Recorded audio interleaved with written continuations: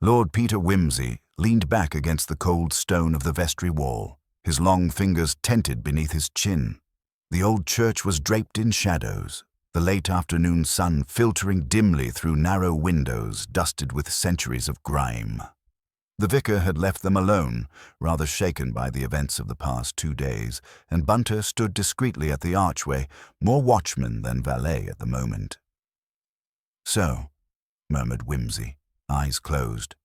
Either the key was taken from the churchwarden's ring before Vespers, or someone possessed a duplicate, an enterprise both ingenious and remarkably dangerous. And yet, what could possibly be worth the risk? The silence was broken by a soft knock on the outer door. A single, deliberate rap. Bunter stiffened. "A parishioner?" he asked in a low voice. "At this hour?" Wimsey raised a brow and motioned for him to open it. The hinges groaned faintly as Bunter drew the door aside, revealing a young boy in an ill-fitting tweed coat, gripping a brown envelope tightly in both hands. "Message for Lord Peter," the boy said, glancing nervously past Bunter into the gloom of the church. Wimsey stepped forward, taking the envelope. It bore no return address, only his name in a crabbed angular script. Inside was a single sheet of paper. No greeting, no signature. Just 4 words, written in the same uneven hand. She did not confess. Wimsey frowned. Curious phrasing, don't you think? Did not would not, or refused to. Bunter gave a short nod, almost as if the sender believed she ought to have, or perhaps was expected to. Indeed, and she cannot now, because she's dead. Wimsey folded the note. Our sender, Bunter, knows something. Possibly a witness, possibly an accomplice, possibly something rather worse. He glanced out at the boy, who hovered anxiously on the path. "You were given this by someone?" The boy hesitated, then nodded. "A lady. Said I was to run quick and not say who. Wore gloves. Didn't give no name. She waited by the north gate, then went off up the lane fast, like she didn't want to be seen." Wimsey slipped a coin into the boy's hand and dismissed him gently. Once the child had trotted off, he turned again to Bunter. Northgate, that would let her avoid the village entirely. Sensible. But too sensible, if you see what I mean. "Do you believe the message refers to Miss Allerton?" "I do. She died, how poetically, in the confessional, and now we are told she did not confess. If this is meant to tell us she died with a burden, that is one thing. But if it's meant to tell us she was expected to relieve herself of one, we are in a darker place." Bunter nodded, his face composed. "She visited the church nearly every evening last week," Wimsey continued. "She lit candles, sat alone, spoke once to the vicar. I wonder now whether she intended to confess something truly damning, but never quite did, and someone feared she might." There was a long silence. The old clock in the nave began to chime the hour, echoing mournfully through the stone. "Bunter, we must find out exactly what passed between Miss Allerton and the Reverend Pardew last Tuesday." "Pardew appeared genuinely shocked," Bunter said. "Still shaken." "Yes, but I dare say he'd be more shocked to learn that we already suspect poison." Wimsey stepped away from the vestry wall and gestured for his hat. "Come, Bunter, let us go and speak again with the good Reverend. I rather think the dead lady may have whispered more to him than he realizes." They left the church into the thickening dusk, the gravestones casting long, slanted shadows across the mossy lawn. Far across the field, a blackbird gave a startled cry. Wimsey's stride lengthened as the first hint of storm gathered at the horizon. It was no longer a question of who had killed Mary Allerton. It was why she had become, so very suddenly, dangerous. The vicarage stood to the south of the churchyard, half obscured by a tangled laurel hedge and an ancient yew. It was a squat Georgian structure, serviceable rather than decorative, with ivy creeping stubbornly along its sides. A yellow glow burned in the study window, wavering faintly behind drawn curtains. Whimsy approached the door and rapped briskly. Footsteps approached almost at once, uneven, deliberate, and after a pause, Reverend Pardew himself opened the door. His white clerical collar seemed slightly askew, and there were tired creases at the corners of his mouth, as though his face had forgotten how to rest. "Ah, Lord Peter," he said with a brittle attempt at welcome, "and your man. Do come in. I rather suspected, well, this is about Miss Allerton, I presume." "You suspect correctly," said Whimsy, following the vicar into a narrow hallway lined with watercolors of indifferent quality. "Forgive the intrusion, but I must speak plainly, Reverend. I believe Miss Allerton was murdered, and I believe she came to you more than once before her death, perhaps in some distress." The vicar hesitated at the threshold to his study. "I'm not sure how much I can tell you, Lord Peter. As you know, what passes between priest and penitent is sacred, yes," Whimsy interrupted gently. "But I believe Miss Allerton never quite crossed that threshold. Isn't that so?" Pardew's face tightened. She came to speak, yes, more than once, but never formally. She said she wished to unburden herself, but the words never came. I thought perhaps she feared condemnation, or perhaps she was not quite ready to let go of whatever it was that troubled her. Whimsy nodded. And yet she came regularly, as though circling something, afraid to name it, but unable to let it alone. The vicar folded his arms. There was something haunted in her manner. I encouraged her to speak freely, of course, but she would only say that she had seen something, long ago, she claimed, that she should have reported. Something that had been buried. Her phrasing was peculiar. She spoke as though she believed time itself might accuse her. Whimsy tilted his head. "Interesting. And she never gave any name? No date? Not even a place?" "No, she was always vague. But on Tuesday she seemed different, as if she had finally resolved to tell me everything. She said she would come back after Vespers on Thursday, that she would finally unearth it. Those were her exact words, unearth it." He passed a hand over his face. "But she never did, of course. She died there in the church just before the service began." "Indeed," Whimsy murmured. "And I think someone else feared exactly that moment, that resolution of hers." He turned toward the fireplace, absently examining the soot patterns in the brick. "Tell me, did she name any acquaintances in the village? Someone she might have confided in, outside the church?" The vicar shook his head. "She lived very quietly, rented the cottage behind the smithy, kept to herself mostly. Some occasional charity work with the Women's Guild, but she was not, how shall I put it, beloved. There was a reserve in her. I always had the impression she was not entirely at ease here." Whimsy pursed his lips. "She was not a native of the village then?" "No, came here about 5 years ago, said she wanted quiet. She was one of those people who seem deliberately to erase their past, but something had clearly followed her, all the same." Whimsy turned, his eyes sharpening. "Do you know where she lived before?" Pardew hesitated, then nodded. "I believe she mentioned Norfolk once. Briefly, a place near the coast." Whimsy smiled thinly. "Every riddle begins with a clue offered too casually." He straightened. "Thank you, Reverend. One last thing. Did you know that someone left a message for me this evening? An anonymous note stating that she did not confess." The vicar's expression changed. It was difficult to describe. A flicker of something cold and uncertain passed through his eyes, but he merely said, "No, I hadn't heard.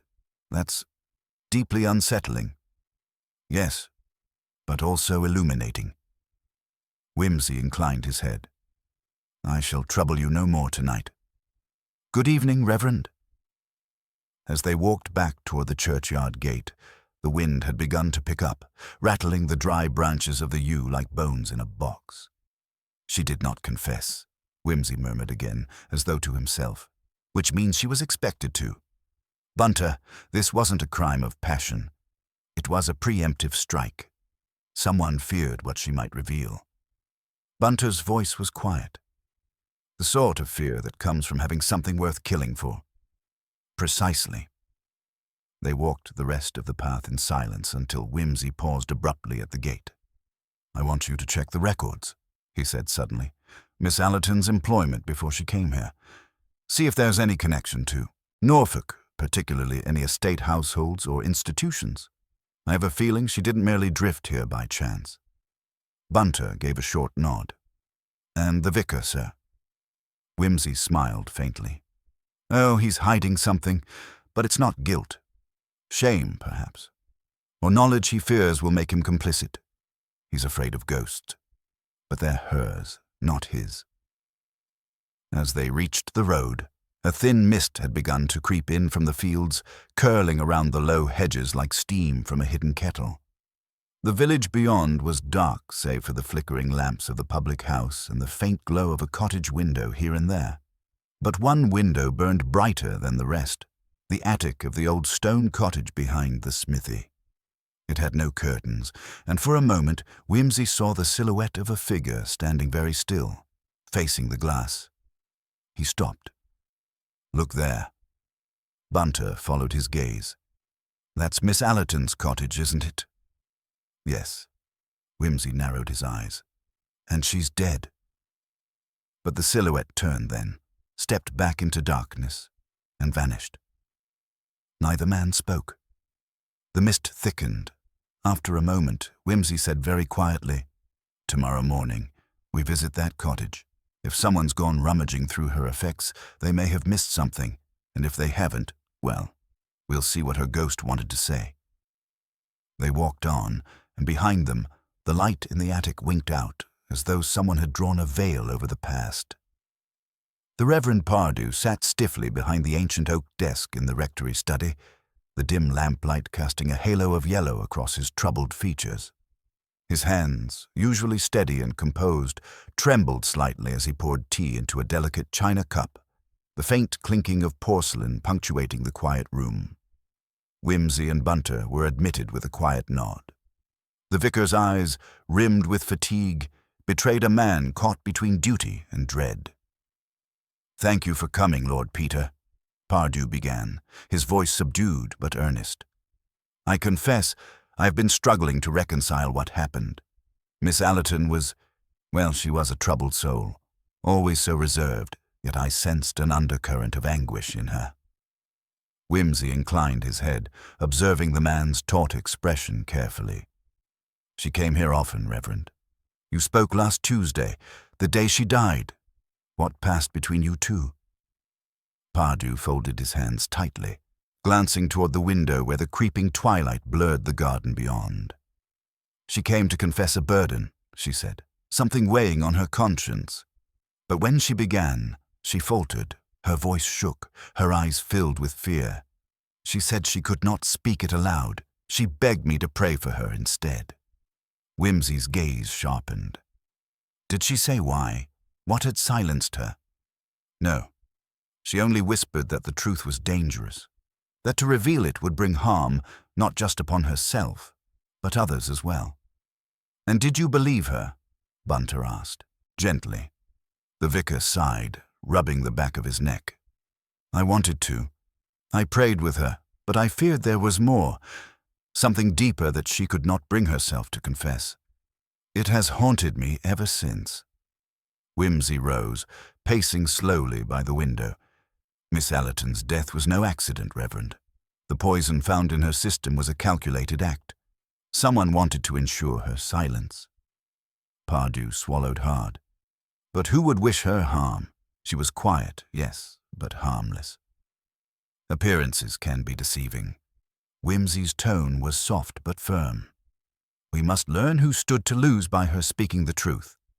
Pardew's brows furrowed. "There was a dispute, weeks ago. Mary Allerton was involved in a matter of land ownership, a small parcel near the edge of the village. She had accused Mr. Hemsworth, the local magistrate, of coercion and forgery to acquire it." Whimsy's interest piqued. "Hemsworth, you say? The man of law and order in this village?" Pardew nodded grimly. "Yes, a respected figure, but one with a reputation for being ruthless when it came to property. Bunter jotted notes discreetly, his eyes keenly attentive. "Did Mary Allerton have evidence to support her claim?" Whimsy asked. She believed she did. Letters, documents, some of which she said were kept at the village post office. Whimsy's mind raced, piecing together the strands. And did she share this with anyone?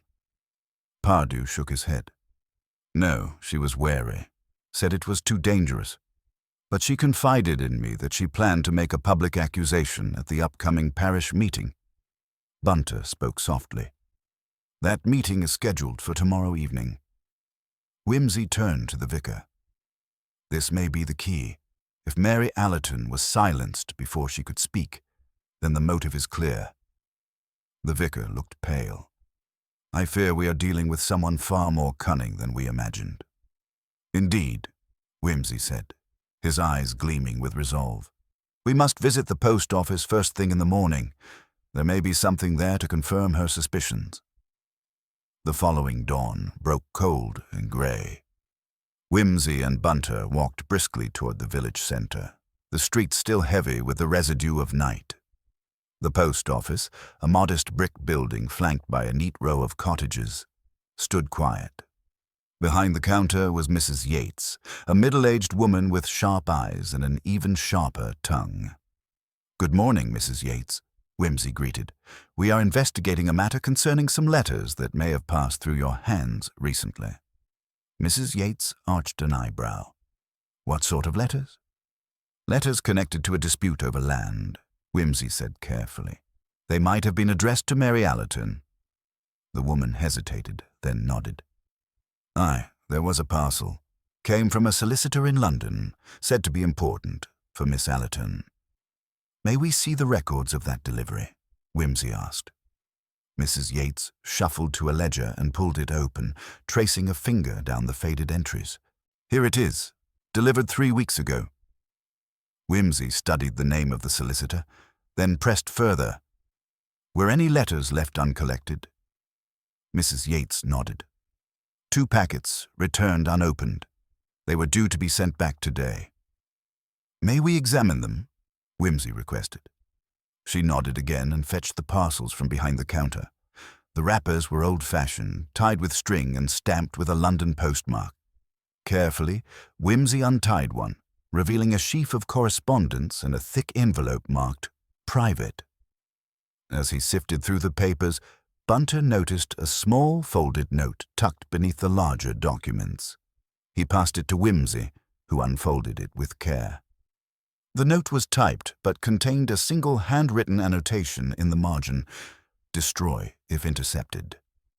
Whimsy's eyes narrowed. This is more than a simple land dispute. Bunter pointed to a paragraph within the letters where a solicitor warned Mary Allerton of a conspiracy involving several prominent villagers conspiring to wrest control of the land and suppress any opposition. "Conspiracy," Whimsy murmured.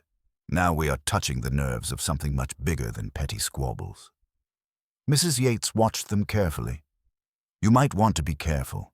That solicitor's firm has been spoken of in hushed tones ever since the last scandal broke in London." Whimsy glanced toward the window, sensing the first flakes of snow beginning to drift downward. "Thank you, Mrs. Yates. This has been most helpful." Outside, Bunter whispered, "Do you think this note was what she feared to confess, sir?" "Very possibly," Whimsy replied. "And very possibly, someone feared it too." Their next step was clear. The magistrate, Mr. Hemsworth. Whimsy and Bunter made their way toward the grand house at the village's edge, the imposing facade half hidden by skeletal trees. The man who ruled this quiet community with an iron hand awaited them, and the shadows of the past grew longer as they approached. The door opened before they could knock, revealing Hemsworth's tall figure, impeccably dressed, his expression cold but composed. "Whimsy," he said, voice smooth but guarded. "To what do I owe the pleasure?" Whimsy inclined his head politely but without warmth. "A matter of some urgency, Mr. Hemsworth. I'm investigating the death of Mary Allerton." Hemsworth's eyes flickered, but his composure held. "A tragic event, certainly. I was saddened to hear of it." "Did you know her well?" Whimsy asked. Hemsworth's lips thinned. "Only in passing. She was a troublesome village spinster, prone to unfounded accusations." "Troublesome enough to be poisoned?" Whimsy's gaze sharpened. "She was on the verge of making serious claims against you, was she not?" Hemsworth's jaw clenched. "I've heard the rumors, but they are just that, rumors." Whimsy stepped closer. "You will forgive me if I find that difficult to believe, given the threats she made about exposing your methods." Hemsworth's smile was thin and brittle. "Are you accusing me of murder, Lord Peter?" "Not yet," Whimsy replied evenly. "But I intend to discover who silenced Miss Allerton and why." The magistrate's eyes darkened. "Be careful, Whimsy. The truth can be a dangerous thing in this village." As the door closed behind them, Whimsy and Bunter exchanged a glance. The web of deceit was tightening, and the cost of untangling it would be higher than either had yet imagined. The evening brought the parish meeting, and the entire village seemed to hold its breath. The church hall was packed, faces pale and wary. When the time came for the land dispute to be raised, Whimsy took a seat near the back, eyes scanning for signs, secrets, any flicker of guilt. Then, a sudden cry from the corner, an elderly woman clutching a folded piece of paper. She called out, "I have a statement on behalf of Mary Allerton." Silence fell. All eyes turned. Whimsy felt the weight of the moment. The truth was about to be revealed, but at what cost? And who would fall beneath its shadow? The elderly woman's hands trembled as she unfolded the paper, her voice wavering but resolute as she began to read aloud. The room, already thick with tension, grew utterly silent. Every ear strained to catch the words, every eye fixed on the frail figure who carried the weight of a dead woman's final testimony.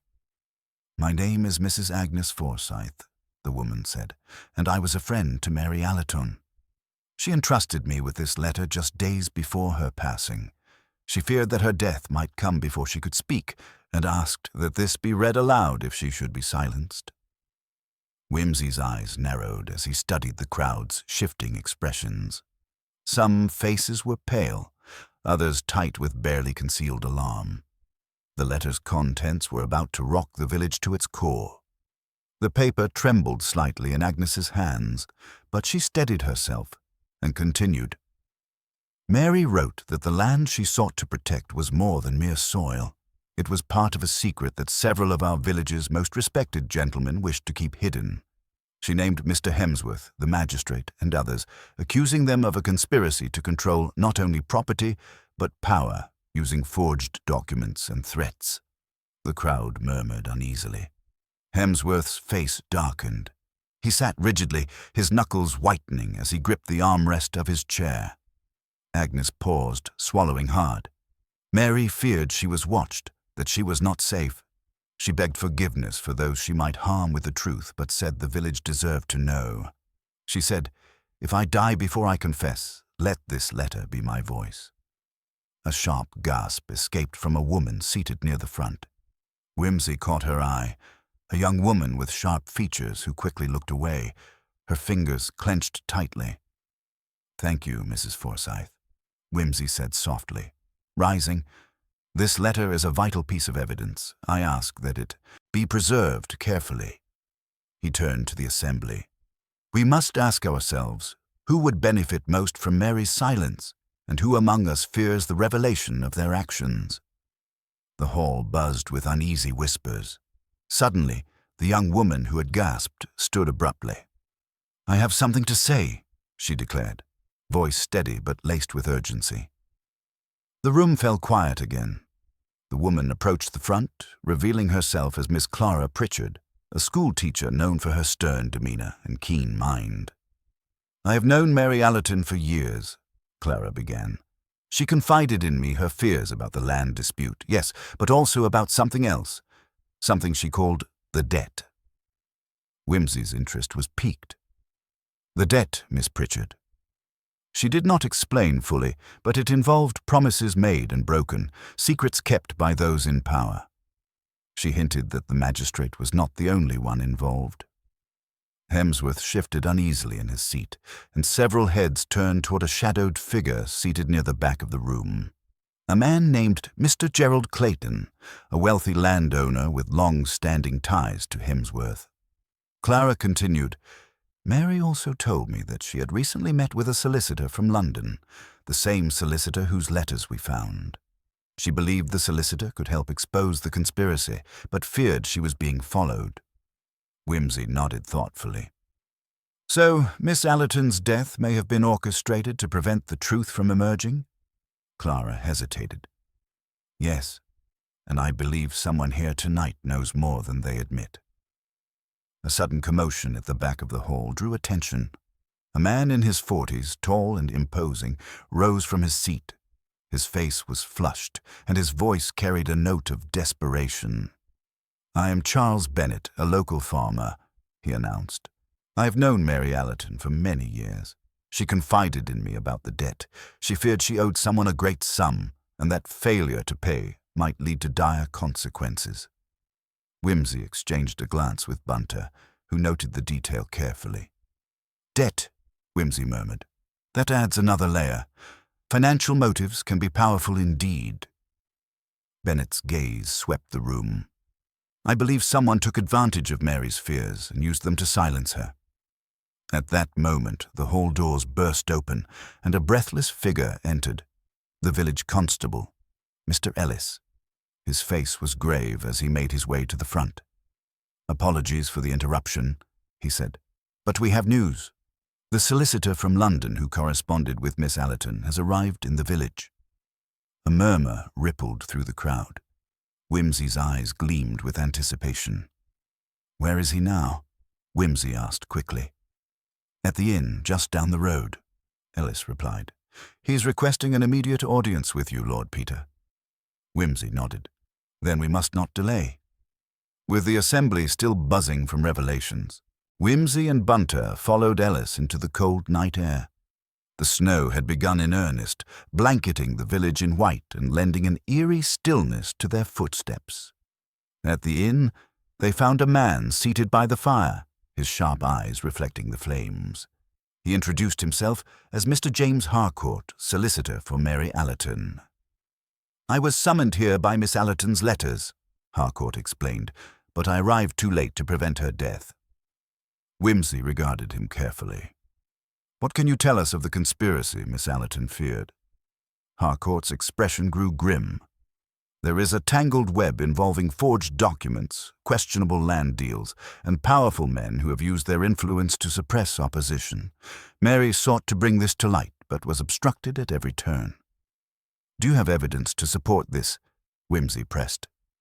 Harcourt nodded and reached into his briefcase, producing several documents, contracts, letters, and a ledger containing names and sums of money exchanged. "These were entrusted to me by Miss Allerton," he said. "She hoped I would deliver them to the proper authorities should anything happen to her." Whimsy studied the papers intently. "This is invaluable. But tell me, Mr. Harcourt, did Mary mention any threats or incidents that might have signaled her impending danger?" Harcourt hesitated. "She spoke of anonymous notes, veiled warnings, and once an attempt to poison her cat, a warning she took very seriously." Bunter raised an eyebrow. A warning indeed. Someone was preparing the ground for more severe measures. Whimsy rose, determination set in his features. "We must move quickly. The names here implicate several individuals with both motive and means." Harcourt nodded in agreement. "I am prepared to cooperate fully." Outside, the wind howled through the streets, rattling shutters and stirring the snow. Whimsy and Bunter exchanged a glance. "We are close to the truth," Whimsy said quietly. "But it remains to be seen who will fall first when the web is fully untangled." The night deepened, and with it, the shadows around the village grew longer and colder.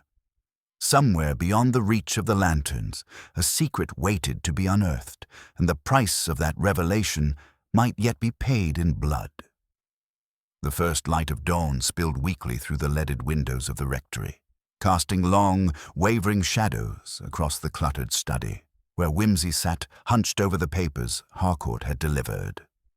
The weight of the documents lay heavy on the table, a testament to the tangled web of deceit and greed that Mary Allerton had struggled to unravel before her untimely death. Bunter sat nearby, quietly cataloguing the names and transactions, his sharp mind piecing together the fragments with the precision that had so often aided his master. Whimsy's eyes rested on a ledger that detailed the transfer of several parcels of land from local farmers to a single entity, Hemsworth's estate. The dates corresponded closely to the disputed land Mary had claimed ownership of.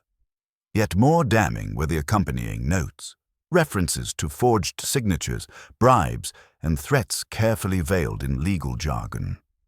It was the kind of deception only those versed in law and privilege could orchestrate. As he mused, a soft knock interrupted the quiet. Pardew entered, his face ashen but resolute. "I thought you should see this," he said, holding out a small folded piece of parchment. Whimsy took it, unfolding the delicate sheet. It was a letter, penned in a hurried hand, but unmistakably Mary's, addressed to the village constable.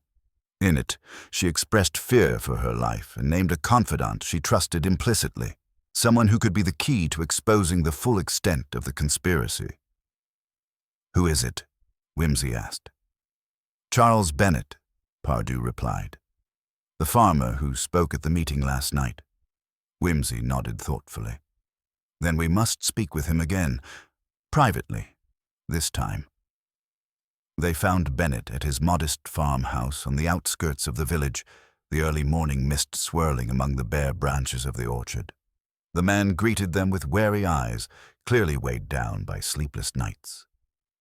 "Mr. Bennet," Whimsy began gently, "Mary placed great trust in you. She believed you could help bring justice."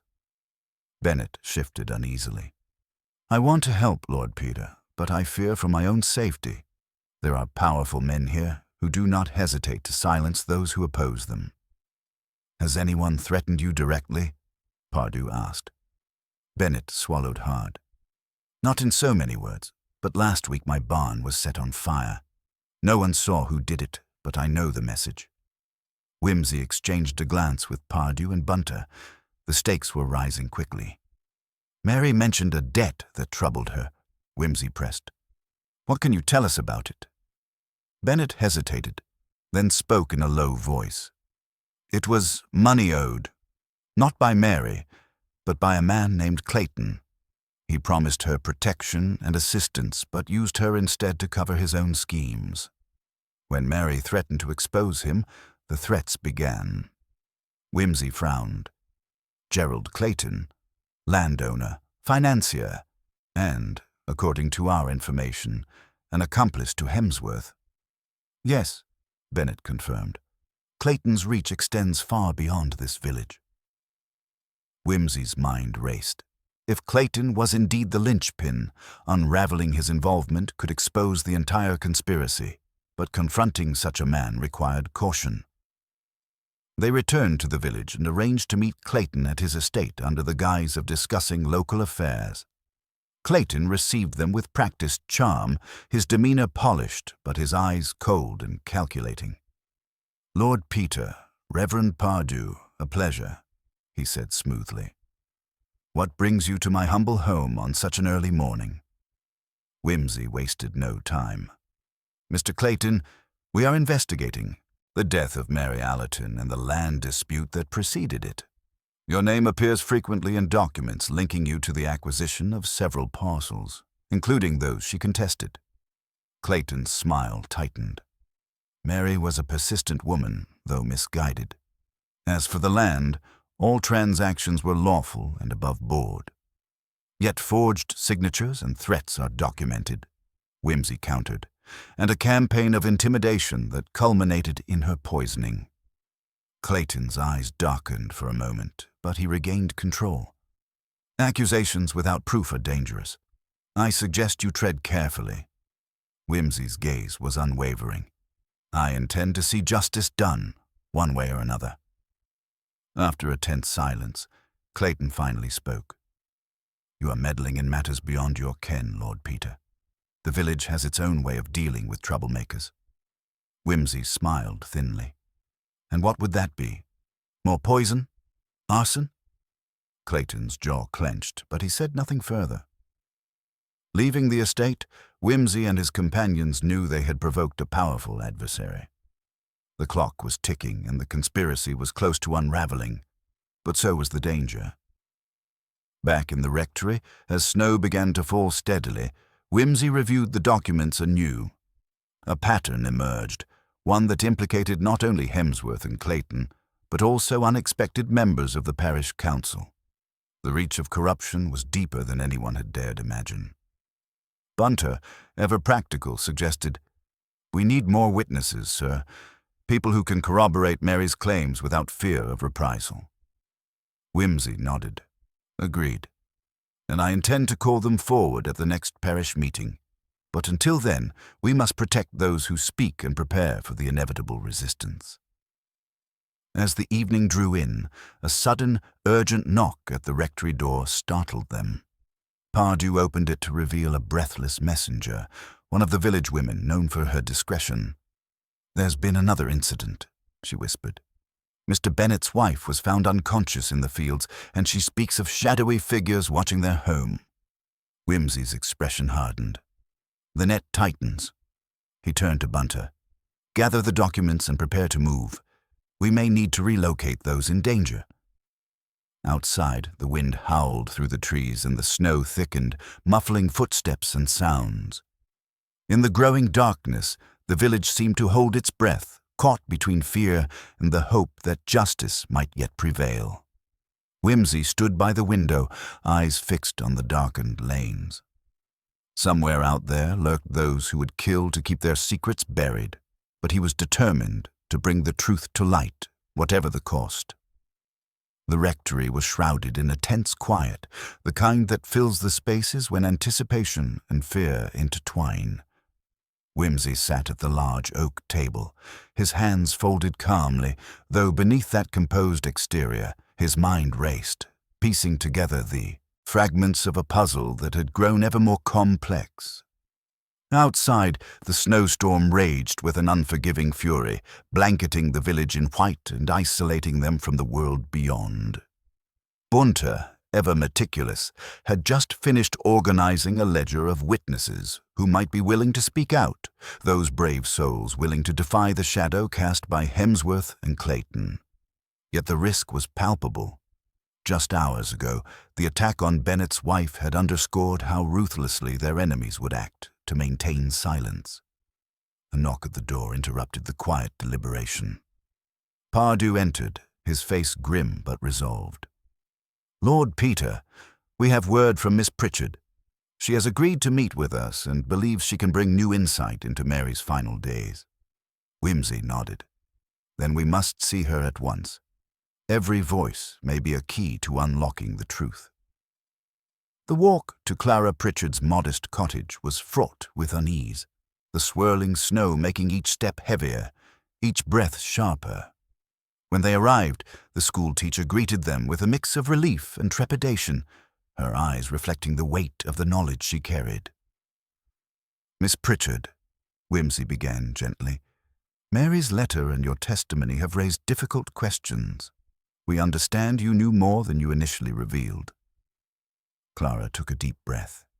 "Yes, Mary confided in me about the debt she feared, the promises she felt trapped by, but also about her meetings with a man she believed could help, a certain solicitor from London."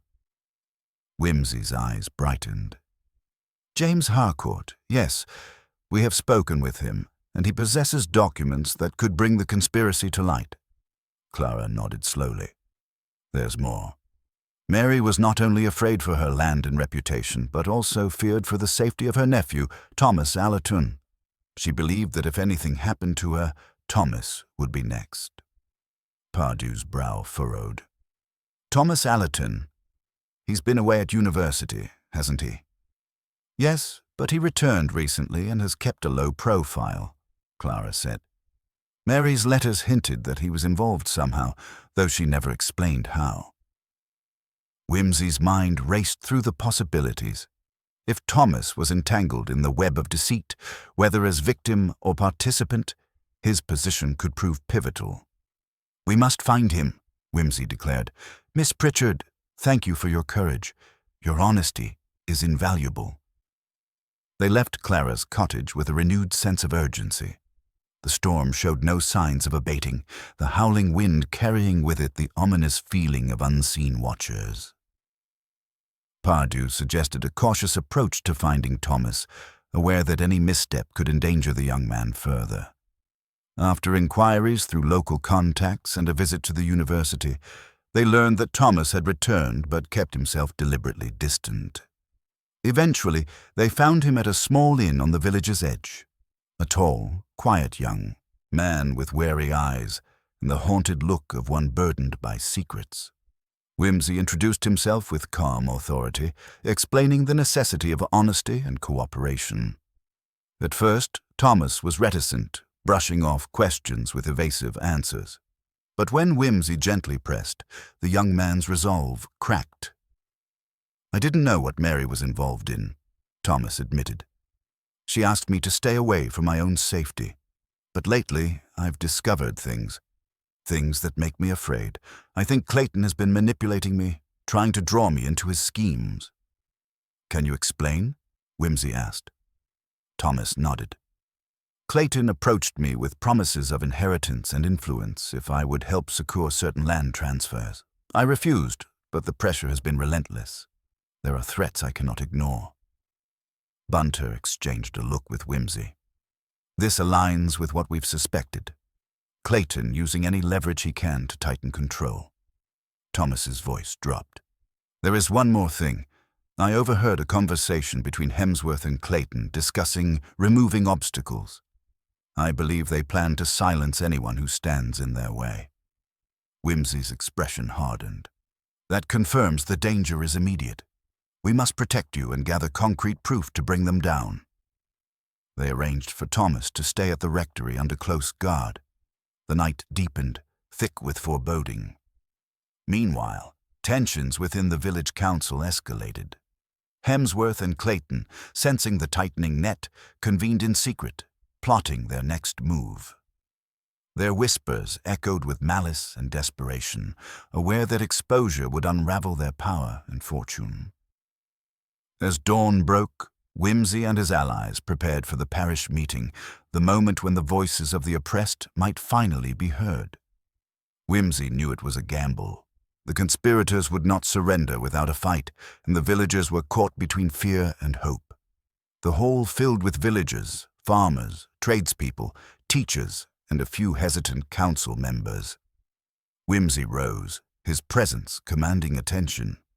"We stand at a crossroads," he began, his voice steady and clear. "Mary Allerton's death was no accident. It was the result of a conspiracy to seize control of our lands and silence those who dared to oppose." Murmurs rippled through the crowd, some faces pale, others defiant. "I have here evidence, documents, testimonies, and witnesses that expose the truth," Whimsy continued. "We must not allow fear to rule us. Those responsible will be brought to justice." Hemsworth's face reddened. Clayton sat rigid, eyes flickering with rage. From the crowd, Clara Pritchard stepped forward, followed by Charles Bennett and Thomas Allerton. Each took their turn, offering testimony and corroboration. The room trembled with the weight of revelations. Some villagers whispered support, others struggled with disbelief. Suddenly, the doors burst open. Constable Ellis entered, flanked by a group of men bearing warrants for Hemsworth and Clayton's arrest. The conspirators were stunned, their power crumbling. As Hemsworth was led away, he shot Whimsy a glare filled with bitter defeat.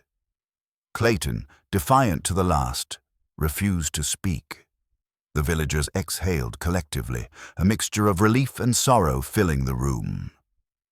Whimsy stepped down, turning to Pardew and Bunter. "This is only the beginning. We must ensure the truth remains visible and protect those who dared to speak." Outside, the storm had passed. The sun broke through the clouds, casting light on a village scarred but resilient, ready to heal. Whimsy allowed himself a moment's satisfaction, knowing that justice, while hard won, had been served, and that the shadows of deceit had finally been banished from Vespers.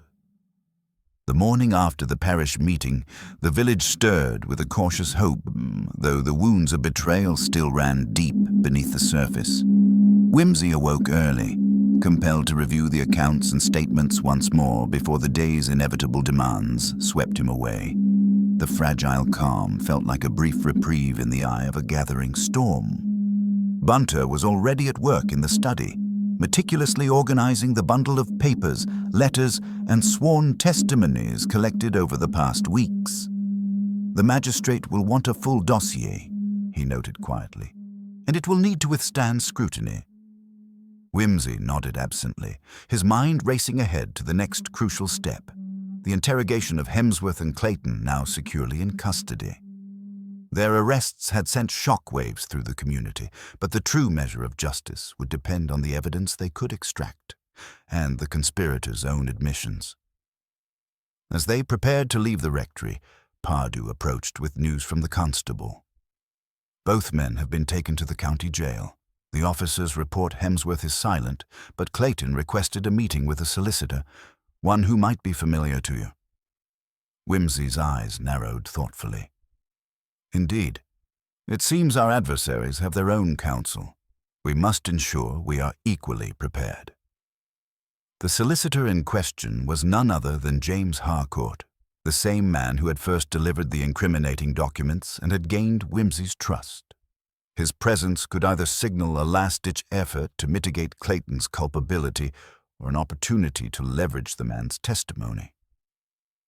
Later that morning, in a small, stark room within the jail, Whimsy, Pardew, and Harcourt met with Clayton. The air was thick with tension as the man's cold gaze swept over them. "You continue to pursue this matter with great zeal, Lord Peter," Clayton said, his voice steady yet edged with bitterness. "But be warned, the truth is not always as clean as you imagine." Whimsy leaned forward. "I am not interested in your warnings. Only the facts. You may choose cooperation and lessen the consequences or obstinance, and face them in full." Clayton's lips curled into a faint smile. "Very well. What would you have me say?" The interrogation began cautiously, Clayton revealing little but enough to confirm his involvement with Hemsworth in orchestrating the forged land deals and the campaign to silence Mary Allerton. His tone suggested a man who knew the walls were closing in, but clung to the hope of bargaining for leniency. Meanwhile, back in the village, the community was coming to terms with the upheaval. The parish council had called an emergency meeting, and several members who had been implicated quietly resigned or fled under suspicion. The remaining villagers, though shaken, resolved to rebuild the trust shattered by deceit. Clara Pritchard and Charles Bennett, buoyed by the growing momentum, began organizing support groups for those who had suffered under the conspirators' intimidation, fostering a spirit of resilience. Their quiet courage became a beacon of light in the lingering gloom. Yet as the days passed, whispers of a new threat emerged. Letters, anonymous and filled with veiled threats, arrived at the homes of witnesses. One morning, Bunter discovered a note slipped beneath the rectory door, its chilling message clear: silence or suffer. Whimsy examined the note with grim resolve. "Our enemies are not finished. We must double our vigilance and protect those who stand with us." The detective's thoughts turned once again to Thomas Allerton, whose presence at the rectory remained a vital shield against further violence. Thomas himself grew increasingly restless, the weight of his family's legacy pressing heavily on him. One afternoon, Whimsy found Thomas wandering near the edge of the village, staring out at the distant hills shrouded in mist. "You bear a heavy burden," Whimsy said softly, "but you are not alone in this." Thomas turned, a flicker of gratitude in his eyes. "I want to help, but sometimes I fear the darkness will swallow us all." Whimsy placed a reassuring hand on the young man's shoulder. Courage is not the absence of fear, but the will to face it. As the investigation deepened, Whimsy and Pardu coordinated with the county officials to secure more formal protections for witnesses and to expedite the legal proceedings. The complexity of the case demanded diligence, especially given the reach of Hemsworth and Clayton's influence. One evening, as Whimsy reviewed the case files by candlelight, a sudden realization struck him. A detail in one of the letters Mary had written, previously overlooked, hinted at a hidden ledger, a secret account detailing illicit transactions not recorded in the known documents. The implication was profound. There could be undiscovered evidence that would not only solidify the case, but also expose further conspirators. Summoning Bunter, Whimsy shared his insight. "We must find this ledger. It is the keystone to unraveling the full extent of the scheme." Bunter nodded, already formulating a plan. If it exists, it's likely hidden where only the conspirators would think to conceal it. They began canvassing locations tied to Hemsworth and Clayton. Estate offices, storage rooms, even private safes. Their search was methodical but cautious, aware that any misstep could alert others still loyal to the corrupt pair. After days of meticulous investigation, a breakthrough came when Bunter discovered a loose floorboard in Hemsworth's study, beneath which lay a worn, leather-bound book. Its pages, yellowed but intact, detailed transactions with dates, sums, and coded annotations linking various accomplices. Whimsy studied the ledger with mounting satisfaction. The names extended beyond those already arrested. Local officials, business owners, even a member of the clergy. The conspiracy's tentacles were far-reaching. He realized the next steps must be handled with utmost care. The evidence had to be presented to the authorities delicately, ensuring that honest parties were distinguished from the complicit. The pressure mounted as the villagers awaited justice, their lives intertwined with the fates of those involved. Whimsy knew that the coming trial would be more than a courtroom drama. It was a reckoning for a community's soul. As night fell, Whimsy looked out over Vespers from the rectory window, the moon casting a silver glow on the snow-covered fields. The path ahead was fraught with peril, but the truth had begun to surface, and with it, the hope that the darkness would finally lift. The game was far from over, but the pieces were moving steadily toward their inevitable conclusion. The discovery of the ledger in Hemsworth's study stirred a cautious optimism in Whimsy and his team. Yet, beneath that optimism, lay a current of unease. The ledger was a double-edged sword. While it promised the exposure of the full conspiracy, it also meant that many lives, some unsuspecting, others complicit, would be irrevocably altered. The following morning, Whimsy convened a discreet meeting with Pardu and Bunter in the rectory's dimly lit study. The ledger lay open on the table between them, its pages revealing not just transactions, but hints of coded language and cryptic references.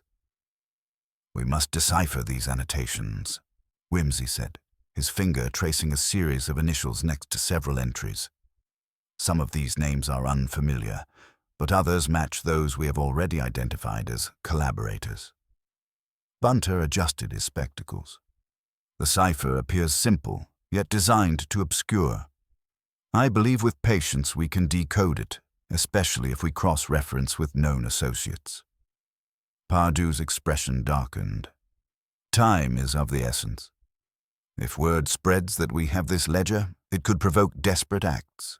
There are still those loyal to Hemsworth and Clayton, hiding in the shadows." Whimsy nodded gravely.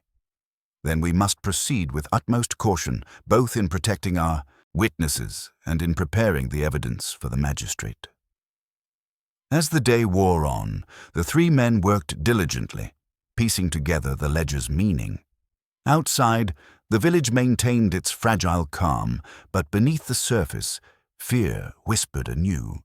Anonymous threats continued to arrive, and some villagers began to hesitate in their support, caught between the hope of justice and the instinct for self-preservation. Amid this tension, Whimsy made a point of visiting Thomas Allerton. The young man was still staying at the rectory, his presence a symbol of the ongoing fight against the corruption that had engulfed his family. In the quiet of the garden, Whimsy found Thomas staring at the frost-kissed hedges, his thoughts far away. "You have borne much in these recent weeks," Whimsy said gently. "How do you find the strength to continue?" Thomas turned, eyes shadowed but resolute. "I realize now that my family's name carries not just a burden, but a responsibility. I cannot let Mary's sacrifice be in vain." Whimsy smiled faintly. "A noble sentiment. The truth, once revealed, must serve as a foundation for healing." That evening, a sudden knock at the rectory door interrupted their conversation. Pardew opened it to reveal a breathless messenger from the magistrate's office. "They request your presence immediately, Lord Peter. It seems the trial will commence sooner than anticipated." The urgency of the summons was unmistakable. The magistrate, eager to resolve the matter swiftly amid growing public pressure, intended to move forward without delay. Whimsy, Pardew, and Bunter quickly prepared to travel, knowing that every detail must be precise to withstand the coming scrutiny. At the courthouse, the atmosphere was charged. A crowd gathered, murmurs weaving through the spectators as the accused, Hemsworth and Clayton, were brought in under guard. The magistrate, a stern figure with keen eyes, called the court to order. The prosecution began by presenting the ledger as primary evidence. Whimsy, called as a witness, delivered a clear and measured account of the investigation, how the ledger had been discovered, the significance of its entries, and its link to the broader conspiracy. Clayton's defense lawyer attempted to discredit the document, arguing that the ledger was forged or misinterpreted. Yet the meticulous work of Bunter and the corroborating testimonies from Clara Pritchard, Charles Bennett, and Thomas Allerton bolstered the prosecution's case. Throughout the trial, the conspirators remained defiant, casting blame upon one another in a desperate bid to evade responsibility. Hemsworth accused Clayton of masterminding the entire scheme, while Clayton pointed to unnamed accomplices within the village. Whimsy observed carefully, noting the cracks in their stories, contradictions that hinted at deeper deceit. Outside the courtroom, the villagers watched with a mixture of hope and apprehension. Some whispered prayers. Others exchanged guarded glances, aware that the trial's outcome would reshape their community. Midway through the proceedings, an unexpected development arose. The defense introduced a witness, a local merchant who claimed that Mary Allerton had been involved in questionable dealings herself, casting doubt on her character and motives. The courtroom buzzed with surprise. Whimsy, unfazed, requested time to review this testimony. In private, he discussed with Pardew and Bunter the possibility that this was a calculated attempt to muddy the waters, a distraction meant to sway the magistrate. They agreed to investigate the merchant's claims immediately. Back in Vespers, the team traced the merchant's background, uncovering inconsistencies and a history of financial troubles that gave him motive to deceive. The witness had connections to Hemsworth's inner circle, casting his testimony into serious doubt. Armed with this information, Whimsy returned to the court, presenting evidence that undermined the merchant's credibility. The magistrate ruled the testimony inadmissible, much to the relief of those seeking justice. As the trial resumed, the momentum shifted decisively. Witness after witness recounted the threats, bribes, and falsifications orchestrated by Hemsworth and Clayton. The ledger, painstakingly decoded, revealed payments and promises that tied the conspirators to corrupt officials and businessmen alike. By the final day, the weight of evidence was overwhelming. Hemsworth's bravado had faded to desperation. Clayton's calculated defenses crumbled under scrutiny. In a final statement, Whimsy addressed the court with measured clarity. This case is not merely about two men accused of crimes. It is about the preservation of truth and integrity within this community. Let justice be served not as vengeance, but as the foundation for renewal. The magistrate nodded solemnly and adjourned the court to deliberate. As the villagers waited in hushed anticipation, Whimsy stepped outside. The cold air was crisp, carrying the faint scent of pine and snow. Thomas approached, standing quietly by his side. "Whatever the outcome," Thomas said, voice steady, "we have done all we can." Whimsy placed a hand on the young man's shoulder. "Indeed. Now we must trust that the truth will prevail." When the magistrate returned, his verdict was unequivocal. Both Hemsworth and Clayton were found guilty of conspiracy, fraud, and intimidation. Sentences were pronounced, terms that would see the men spend years behind bars, stripped of their power and influence. A collective exhale swept through the courtroom. Relief mingled with sorrow for the damage done, but hope took root. In the days that followed, the village of Vespers began the slow work of healing.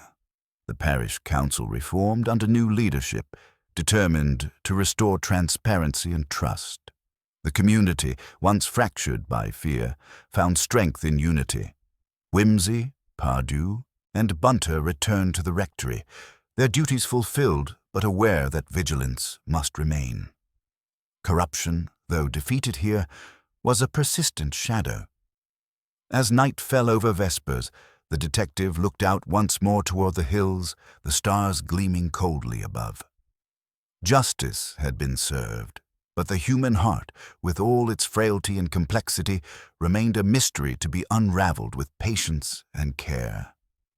The story of Mary Allerton and the conspiracy that claimed her life had reached its conclusion, but for those who lived in Vespers, the echoes of that winter would endure, a reminder of the delicate balance between darkness and light.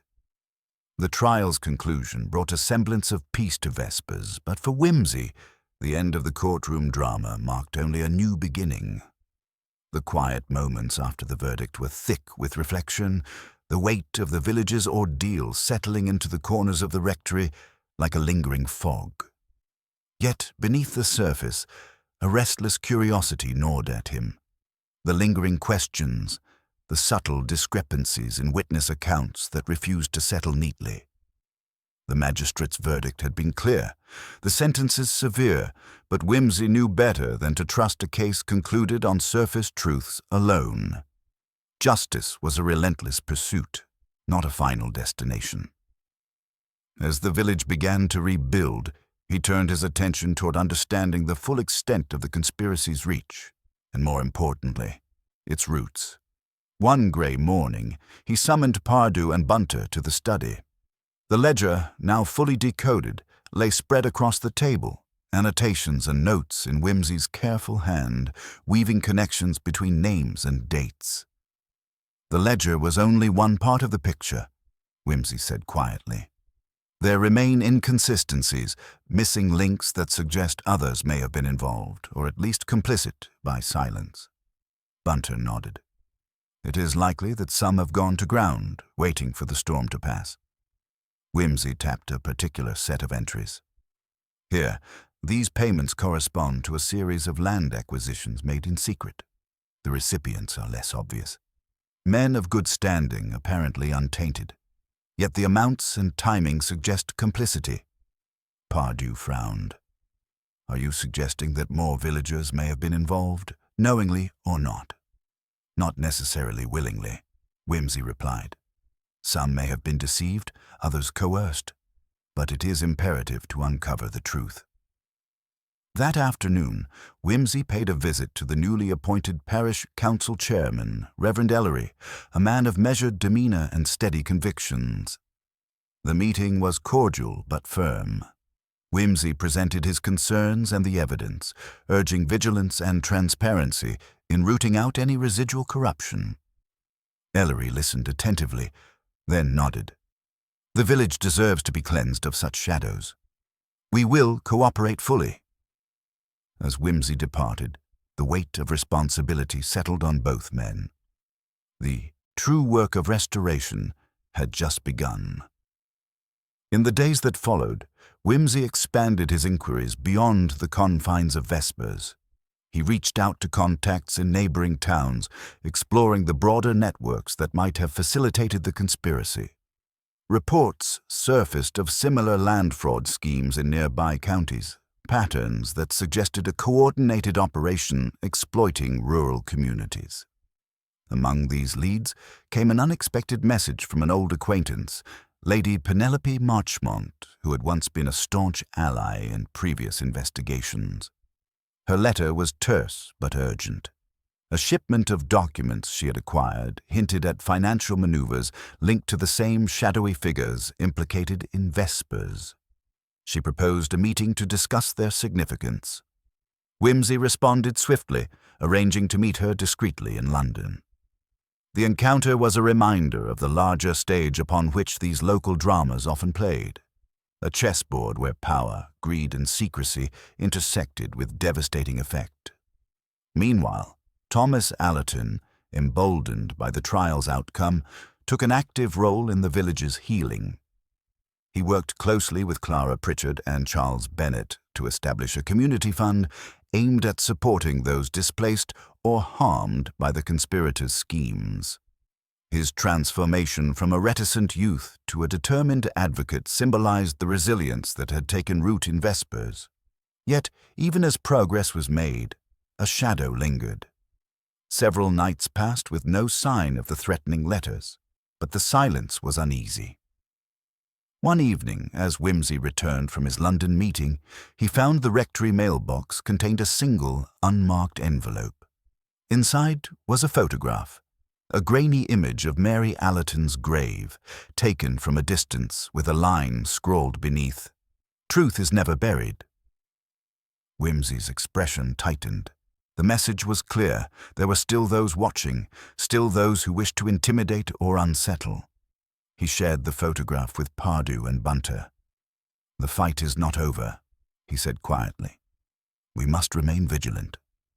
Plans were made to enhance security for key witnesses and to maintain a presence in the village that would deter further intimidation.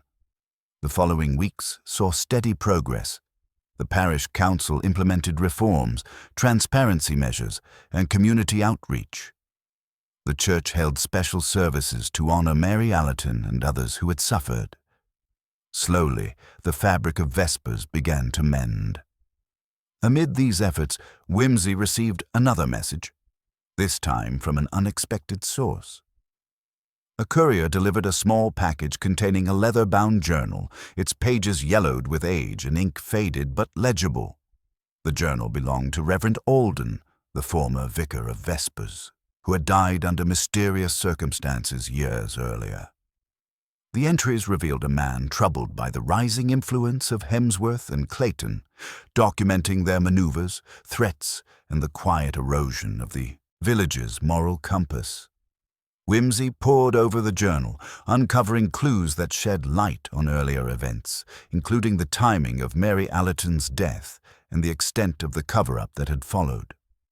The Reverend's writings painted a picture of a man isolated by fear and suspicion, ultimately silenced by those he sought to expose.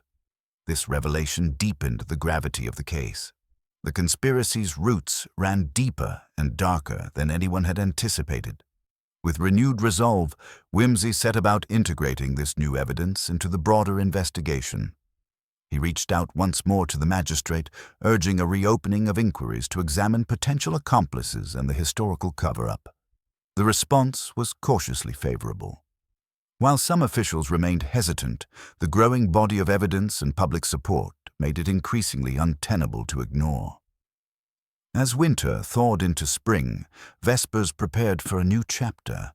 The villagers, scarred but unbowed, gathered at the church for a memorial service honoring those lost and pledging to guard against the return of corruption. Whimsy stood quietly at the back, observing the faces around him.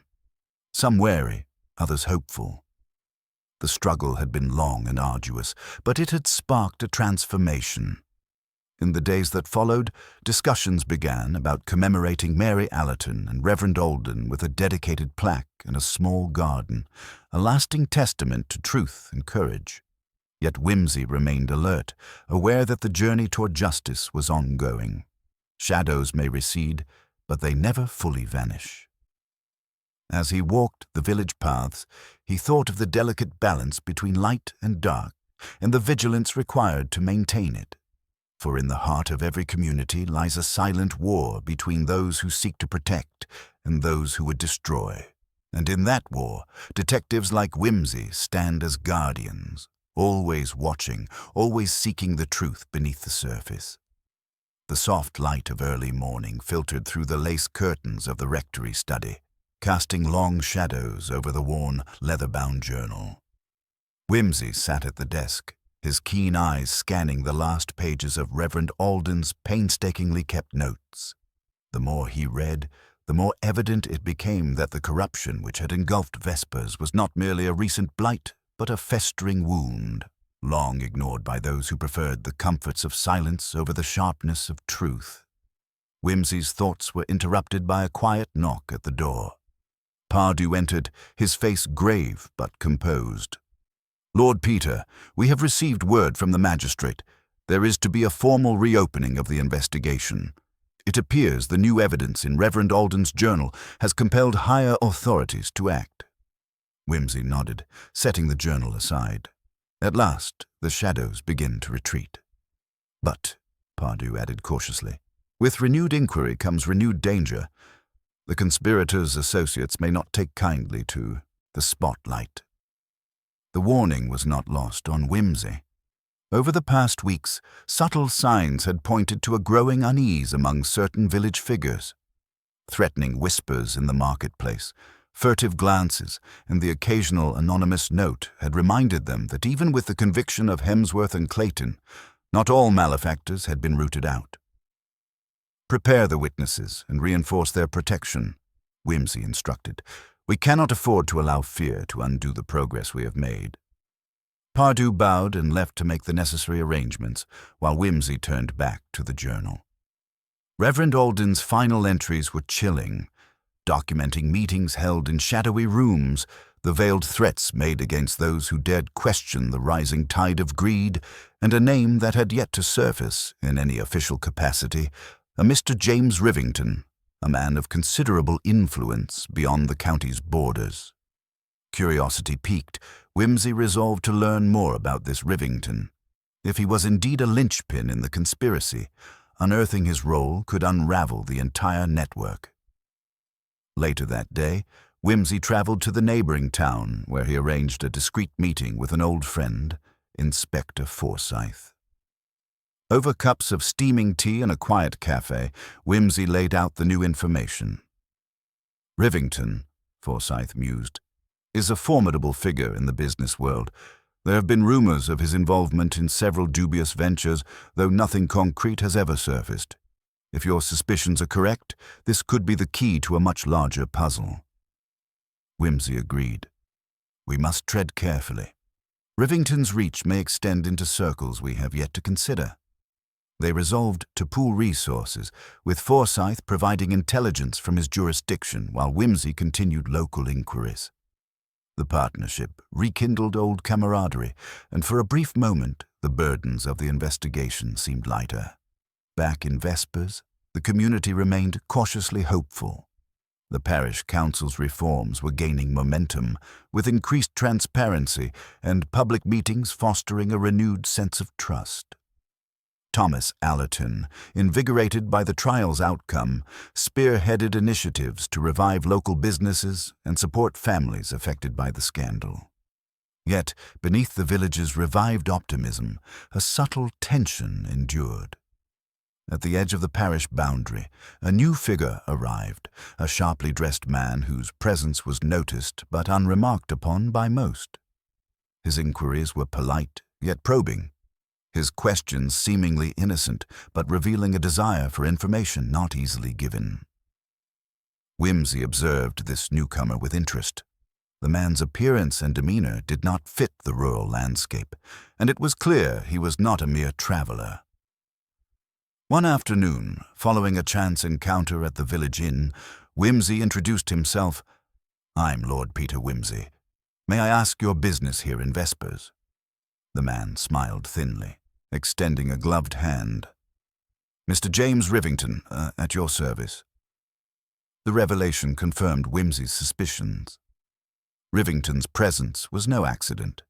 The man had come to oversee the unraveling of his carefully constructed web, or to suppress it. Whimsy measured his words.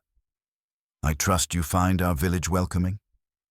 "Quaint, yes," Rivington replied smoothly, "but I am here on matters of business. Some arrangements require delicate attention." Whimsy's gaze sharpened. "I would remind you that this village has endured much, and we are resolute in preserving its integrity."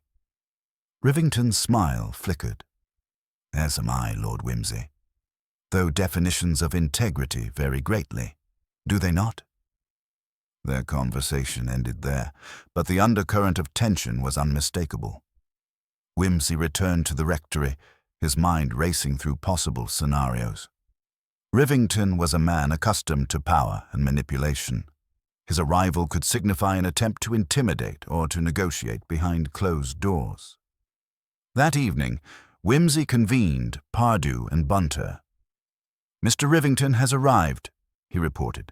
"We must remain vigilant. His influence is far-reaching and his intentions unclear."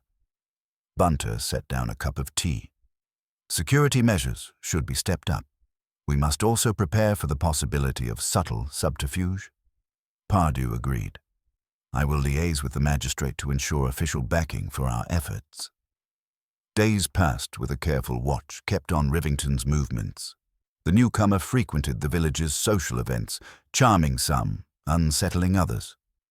Whimsy noted that Rivington sought information about the parish council, about recent investigations, about key witnesses. Late one night, a muffled noise disturbed Whimsy from his study. Drawing his coat tight, he stepped outside and noticed a figure slipping through the shadows near the rectory garden. With quiet steps, Whimsy followed, his presence soon joined by Pardew. The figure paused, seemingly aware of their approach, then vanished through the hedgerows. A search revealed a small package left behind. Inside, a note bearing a warning: "Cease your inquiries, or the past will seem merciful." The threat was unmistakable, a chilling echo of the intimidation that had haunted the village before. Whimsy's resolve hardened. "This only confirms we are close to the heart of the matter. We must press forward." With renewed determination, Whimsy intensified his investigation into Rivington's affairs. A discreet inquiry into business records uncovered suspicious transactions linked to shell companies, while interviews with local officials revealed subtle pressures applied to dissuade scrutiny. Whimsy shared these findings with Forsyth, who coordinated efforts to uncover Rivington's wider operations.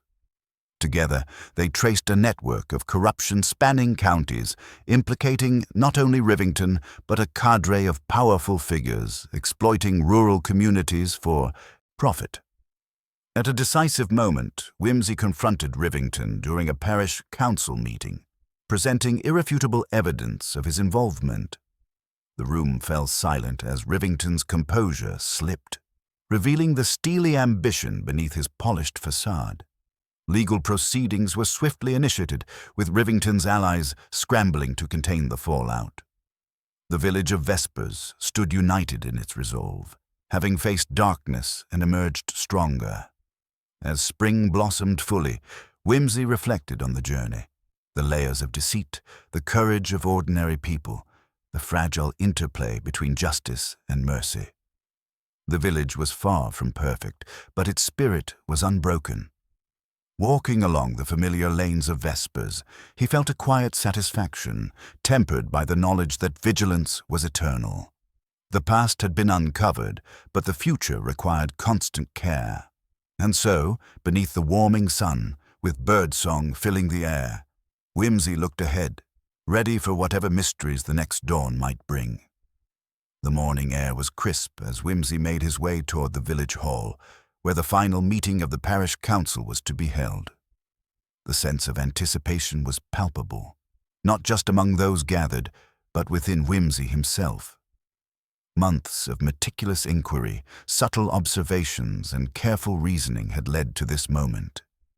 The tangled web of deceit that had ensnared Vespers was ready to be unraveled. Inside, the room was filled with familiar faces, some weary, others resolute. Among them sat James Rivington, his expression guarded but betraying a flicker of unease beneath the practiced veneer. Whimsy's gaze swept the assembly, noting the quiet determination etched on the villagers' faces, their silent support a testament to the strength that had grown from adversity. Whimsy rose, clearing his throat with his customary poise. Ladies and gentlemen, what we face today is not merely the reckoning of one man, but the reckoning of a system that allowed corruption to thrive under the cloak of complacency. The evidence amassed speaks for itself. He recounted the key discoveries, the forged documents, the coerced witnesses, the clandestine meetings documented in Reverend Alden's journal, and the financial trails leading directly to Rivington and his associates. Each piece fitted with precise logic, constructing an undeniable case. Turning his gaze to Rivington, Whimsy continued, "Mr. Rivington, the truth is no longer hidden in shadow. The network you controlled has exploited this community, but your influence ends here." Rivington's composure cracked. "You may have your proofs, Lord Whimsy, but power often finds a way." "Perhaps," Whimsy replied calmly, "but justice is the lodestar that guides those who refuse to be blinded by power's glare." At that moment, Pardew stepped forward, holding a file containing confessions and corroborating testimonies. The evidence was overwhelming. With no escape, Rivington's defeat was certain. In the days that followed, arrests were made, and the village began to heal. The parish council enacted reforms to prevent future abuses, fostering transparency and accountability. Thomas Allerton's initiatives flourished, revitalizing the local economy and restoring faith in communal bonds. Whimsy, reflecting on the resolution, acknowledged that while the battle had been won, vigilance remained essential. The quiet courage of ordinary people had turned the tide, proving that darkness could be dispelled by light, no matter how faint it seemed. As he departed Vespers, the detective felt a profound sense of fulfillment. Justice, after all, was not merely the exposure of wrong, but the restoration of hope. And so, under a sky bright with promise, the village stepped into a new chapter, one written not by the shadows of deceit, but by the enduring strength of truth.